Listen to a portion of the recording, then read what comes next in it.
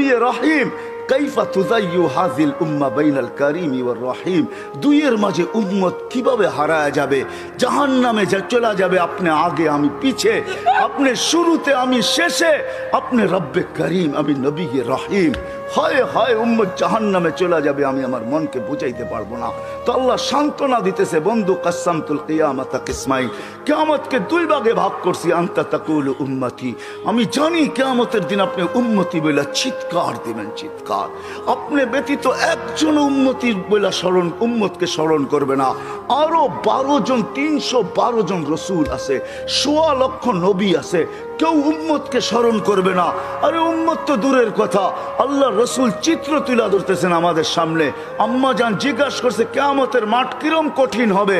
আয়েশা রাদিয়াল্লাহু তাআলা আনহা, তো আল্লাহ রসুল বলছে ইয়াউমুন আসির, বড় কঠিন হবে। আয়েশা বলে ইয়া রাসূলুল্লাহ, কঠিন বলতে কি বোঝান?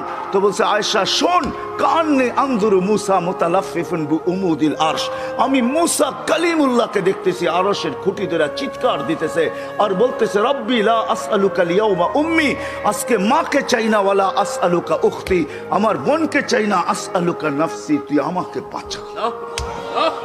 বলছে আয়েশা, এর চেয়ে কঠিন চিত্র শুনতে চাস? বলে ইয়া রাসূলুল্লাহ শুনান।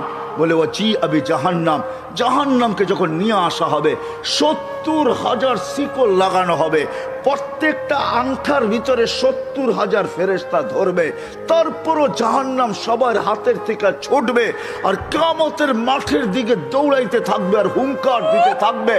জিবরিল আল্লাহর ডান পাশে থাকবে, দোজখকে আসতে দেখা আর হুঙ্কার দিতে দেখা, সবার হাতের থেকে ছুটা যেতে দেখা জিবরিল চিৎকার দিবে আর জমিনে বসা পড়বে, রব্বি সাল্লিম সাল্লিম, রব আমাকে বাঁচা, আমাকে বাঁচা। ওই দিন শুধু একা আপনার নবী, তোমার নবী চিৎকার দিবে উম্মতি উম্মতি।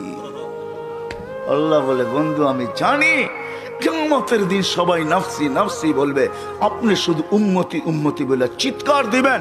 বিদায় আনা সাহিবি ইয়াউমিদ, আনা মালিক ইয়াউমিদ্দিন, আমি কিয়ামতের মালিক, আনতা সাহিবা ইয়াউমিদ্দিন, আপনি কিয়ামতের বাদশা।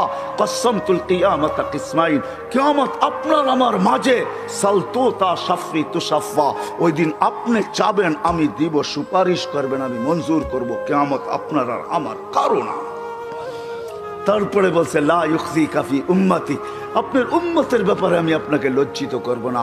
ওয়ালা ইয়াসুউক, আপনার দিলে আমি ব্যথা দিব না। বন্ধু শুধু এইখানেই শেষ না, ও কুমিরার মানুষ কেমনে বোঝাবো।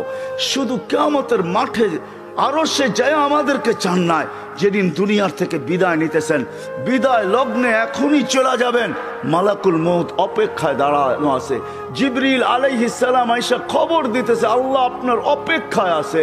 আপনি মালাকুল মউতকে কেন হাত রাখতে দেন না? আল্লাহ আপনার অপেক্ষায় আছে। ইলা রফিকিল আলা, আপনি কি আল্লাহর কাছে যাবেন না? কিন্তু চোখে ছিল পানি। এমন না যে ফ্যামিলির জন্য, এমন না যে হাসানের জন্য, এমন না যে হুসাইনের জন্য, এমন না যে আলী আর ফাতেমার জন্য। 9 ফ্যামিলি ক্ষুধার্ত ছিল, নিজেও ক্ষুধার্ত অবস্থায় দুনিয়ার থেকে যাইতেছেন। এক বেলা না, 2 বেলা না, কয়েক বেলার ক্ষুধার্ত ছিলেন। দুনিয়ার থেকে যখন যাইতেছেন পরিবারগুলো এতটুকু ক্ষুধার্ত ছিল। আম্মা জান আয়েশা রাদিয়াল্লাহু তাআলা আনহা বলেন, বাতি জ্বালানোর মতো তেল আমাদের কাছে ছিল না। যদি তেল থাকতো তো খিদা নিবারণ করার জন্য ওই দিন তেল পান করে নিতাম, এত খিদার তাড়না ছিল। ওই নবী দুনিয়ার থেকে চলে যেতেছেন, ফ্যামিলি